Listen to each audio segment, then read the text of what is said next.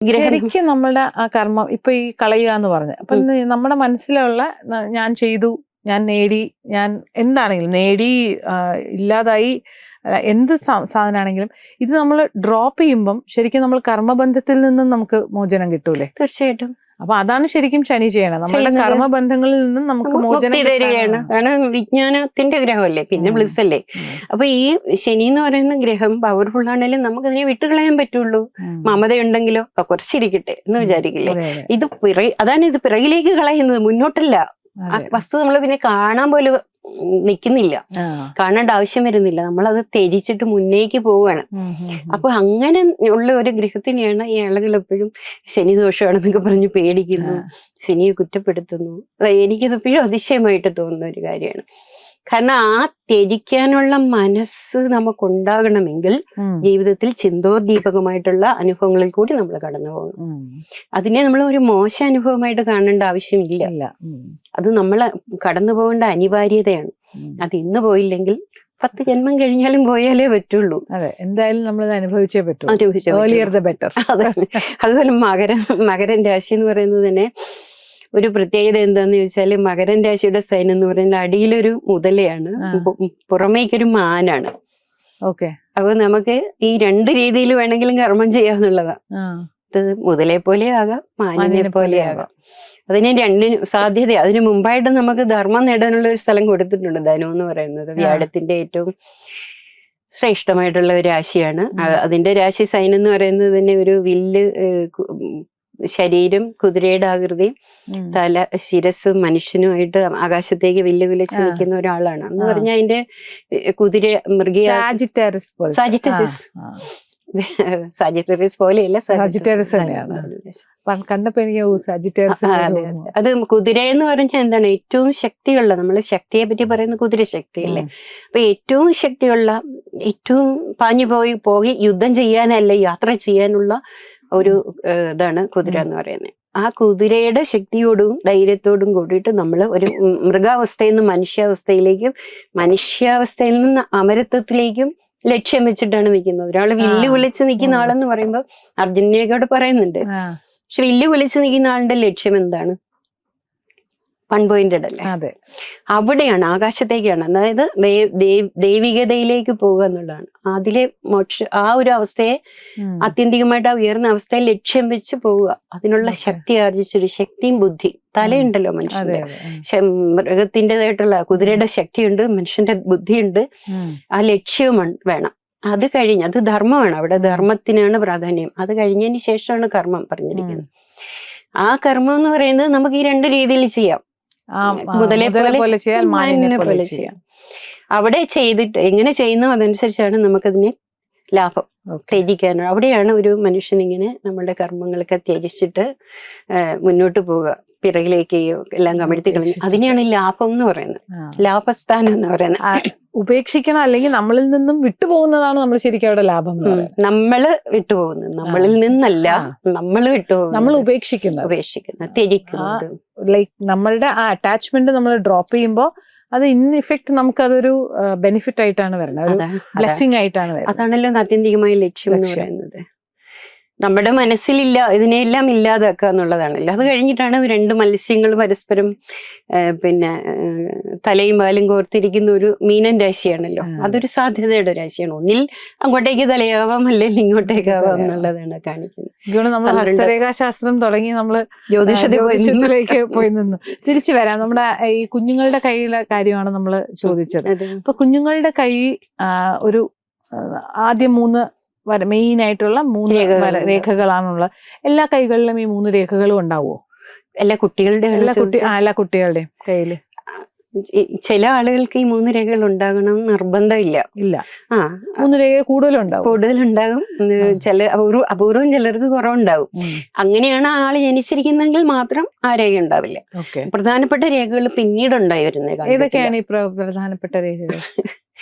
അതിനെ ഒന്ന് ഹൃദയരേഖ, ബുദ്ധിരേഖ, ആയുർരേഖ എന്ന് പറയും. 3 രേഖകളാണ് പ്രധാനമായിട്ടും എല്ലാ കൈകളിലും നമ്മൾ കോമൺ ആയിട്ട് കാണുന്നത്. ഉണ്ടല്ലോ അല്ലേ? അത് മൂന്നുണ്ട്. ഞാൻ നോക്കിയപ്പോ രേഖകളോടെ രേഖകൾ, അതാണ് ഞാൻ നോക്കിയത്. പ്രധാന രേഖകൾ എന്ന് പറയും. അത് മറ്റേത് അപ്രധാന രേഖകളാണ്, മൈനർ ലൈൻസ്. ഓക്കെ. അപ്പൊ ഈ പ്രധാന രേഖകളുടെ സ്വഭാവം അനുസരിച്ച് ഈ വ്യക്തി എങ്ങനെയുള്ള ആളാണ് ഈ ഭൂമി വന്നിരിക്കുന്നത് നമുക്ക് കാണാം. അതിനുശേഷം ഈ ആളും വളരുന്നതനുസരിച്ച് ഈ പ്രധാന രേഖകൾക്കും വ്യത്യാസം വരാം. ഓക്കെ. അത് വളരെ ആളിന്റെ പരിശ്രമം പോലെ, ആള് കടന്നു പോകുന്ന അവസ്ഥകൾ അനുസരിച്ച് ഈ രേഖയ്ക്ക് ചില വേറെ രേഖകൾ അതിന്റെ കൂടെ വന്ന് ചേർന്നിട്ടൊക്കെ ചില വ്യത്യാസങ്ങൾ വരാം. നമ്മൾ ശ്രദ്ധിക്കൂല അല്ലേ പലപ്പോഴും, നമ്മൾ ആരും അങ്ങനെ നോക്കുന്നില്ലല്ലോ, അതുകൊണ്ടൊരു മാറ്റം വരുന്നത് നമ്മൾ ശ്രദ്ധിക്കൂല. അങ്ങനെ ഒരു അക്കാഡമിക് ഇൻട്രസ്റ്റോട് കൂടി ഒരിക്കലും ഇതിനെപ്പറ്റി മനസ്സിലായ പിന്നെ എപ്പോഴും നോക്കിക്കൊണ്ടിരിക്കും മാറിയോ. അപ്പൊ ഈ ലെഫ്റ്റും റൈറ്റും നമ്മൾ ചിലര് പറയും സ്ത്രീകൾക്ക് റൈറ്റ്, പുരുഷന്മാർക്ക് ലെഫ്റ്റ്, അതെന്താ അതിന്റെ വ്യത്യാസം? അത് നമ്മള് സ്ത്രീകളെ പറ്റി പറയുന്ന സ്ത്രൈണ ഗുണങ്ങളുണ്ടല്ലോ സ്ത്രീകൾക്ക്, അങ്ങനെയല്ലേ? പൗരുഷ ഗുണം, സ്ത്രൈണ ഗുണം എന്നാണ്. അതായത് നമ്മളുടെ ഒരു കാഴ്ചപ്പാട്, സ്ത്രീകൾ എപ്പോഴും വൈകാരികമായിട്ട് ഇതായിട്ടുള്ളവരും പുരുഷന്മാര് ലോജിക്കലാണെന്നാണ്. ഒന്ന് ശിവനും ഒന്ന് ശക്തിയും.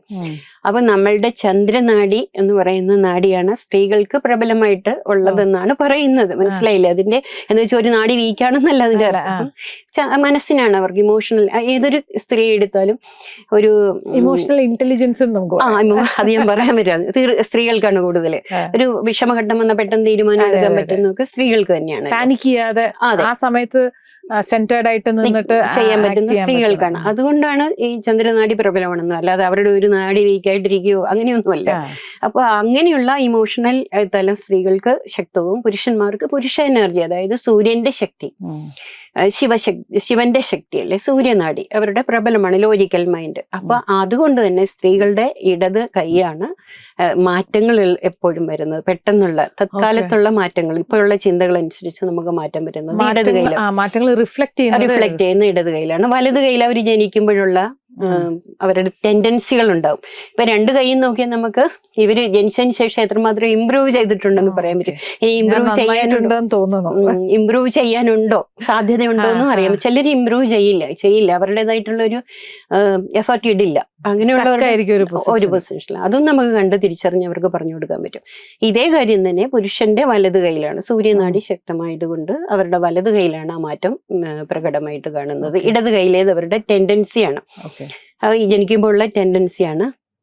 അതിൽ നിന്ന് എത്രമാത്രം ഇനിയും മാറാനുണ്ട് അല്ലെങ്കിൽ ഇമ്പ്രൂവ് ചെയ്തിട്ടുണ്ടോ എന്നൊക്കെ അറിയാൻ രണ്ട് കൈകളും നോക്കാം. അതേപോലെ തന്നെ ചില കാര്യങ്ങളുണ്ട്, ചില ദോഷങ്ങൾ നമ്മളെ കയ്യിൽ കാണും. ഇപ്പം ശക്തമായിട്ടുള്ള ഒരു രോഗം അങ്ങനെ കാണുകയാണെങ്കിൽ ഇത് രണ്ട് കയ്യിലും ഉണ്ടോ എന്ന് നമ്മൾ ആദ്യം നോക്കും.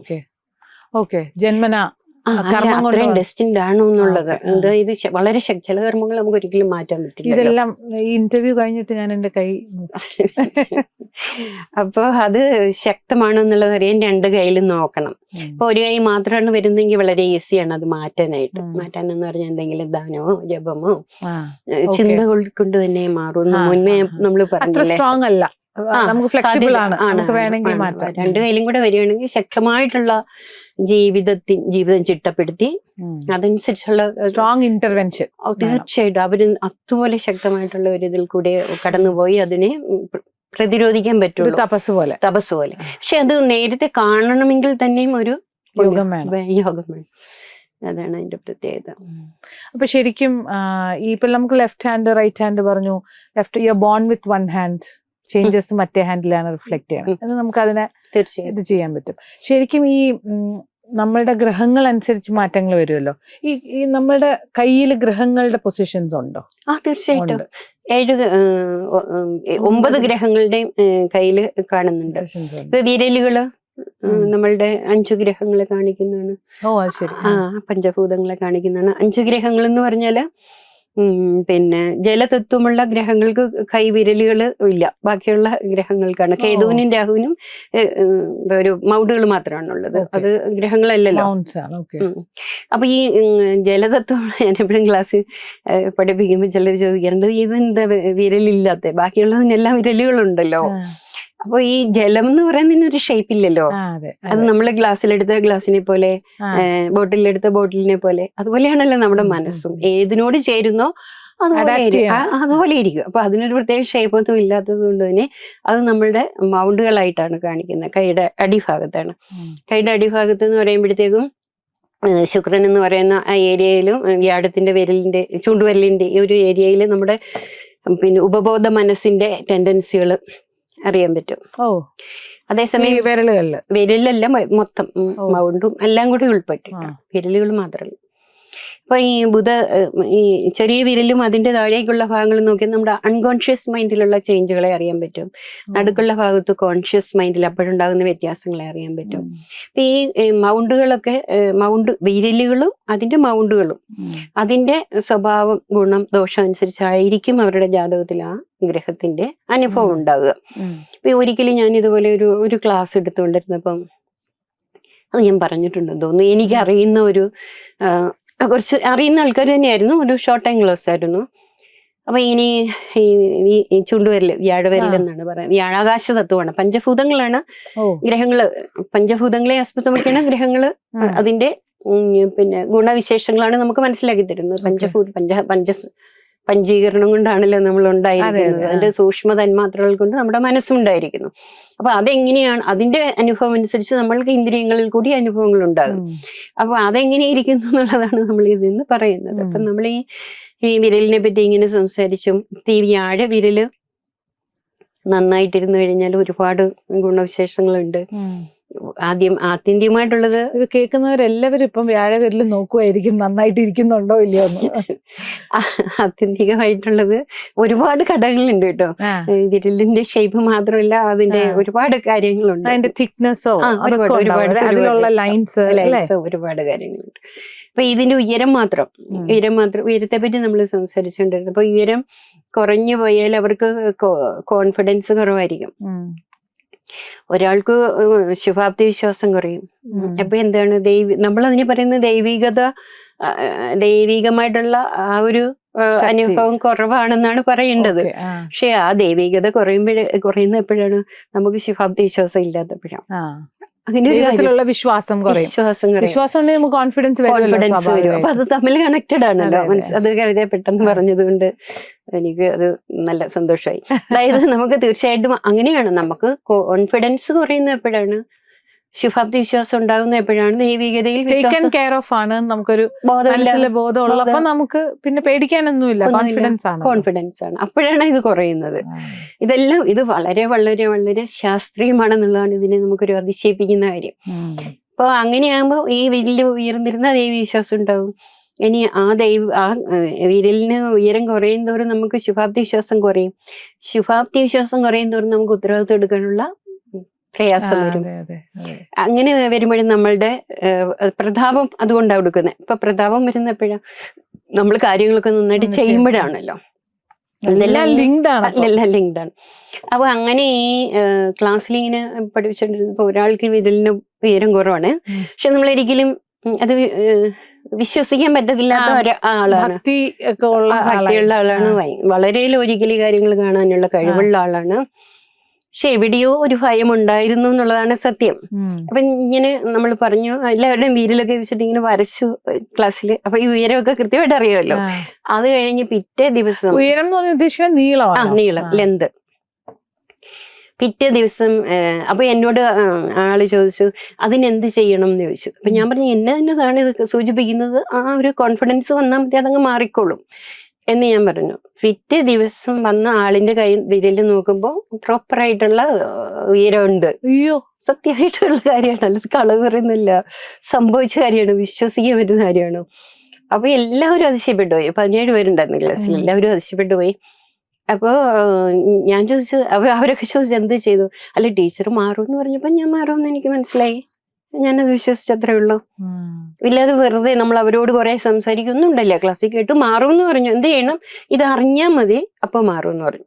ഇത് മനസ്സിലാക്കുമ്പോൾ മാറും. അതായത് നമ്മുടെ ഈ ടെൻഡൻസികളൊക്കെ നമ്മുടെ മനസ്സിലെ ഹിഡൻ ആയിട്ടാണ് ഇരിക്കുന്നത്. ആ റിയാലിറ്റി എന്ന് പറയുന്നത് ഒരു റിഫ്ലക്ഷൻ മാത്രമാണ്. അപ്പൊ നമ്മളത് വൈബ്രേറ്റ് ചെയ്തുകൊണ്ടിരിക്കുന്ന ആ എനർജിയെ ഹിഡൻ ആയിട്ടിരിക്കുന്നതാണ് വാസന എന്ന് പറയുന്നത്. അത് നമ്മൾ തിരിച്ചറിയുമ്പോൾ പിന്നെ അവിടെ ആ ടെൻഡൻസി ഇല്ല. അതൊരു ഭയങ്കര അതിശയമായിരുന്നു. ഇപ്പൊ നമ്മൾ ഈ റൂമിൽ ഇരിക്കുന്ന വെളിച്ചമുണ്ട്, നമ്മൾ രാത്രി എവിടെ ഇരിക്കുന്നെങ്കിൽ വെളിച്ചമില്ല. നമ്മളൊരു സ്വിച്ച് ഓൺ ചെയ്ത് നിമിഷം ഇവിടെ വെളിച്ചമായില്ലേ? അവിടെ സ്വിച്ച് ഉണ്ടെന്നും അത് ഓൺ ചെയ്താൽ വെളിച്ചമാവും എന്നുള്ള തിരിച്ചറിവും ജ്ഞാനവുമാണ് അവിടെ വെളിച്ചം. തീർച്ചയായിട്ടും.